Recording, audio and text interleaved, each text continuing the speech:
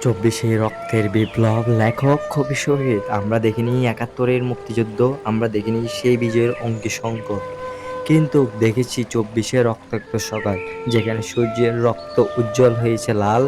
২,০০০ প্রাণ মিশেছে মাটির সঙ্গে, ২২,০০০-এরও অধিক হৃদয় ভিজেছে রক্তস্রোতে। স্বাধীনতা কি এত সস্তা? অর্জনের পথে যে রক্ত ঝরল, রক্ষার পথে কি তা হারিয়ে যাবে? রাসেল আহমেদ খান, তালাল রাফি, তাদের কণ্ঠে উঠেছিল প্রতিরোধের ডাক। ৬ জুলাই সেই মাটি আজও কাঁপে, যেখানে দাঁড়িয়ে তারা জ্বালালো বিদ্রোহের প্রদীপ। চলো, শুধু এই একটি শব্দেই জেগে উঠল হাজারো প্রাণ, যে শব্দের মশালে জ্বলে উঠল মহামারী জোয়ার। পথে পথে চারা হলো প্রতিবাদের আগুন, বুকের রক্ত ঢেলে দিল যারা, তারা কি আজও অমর?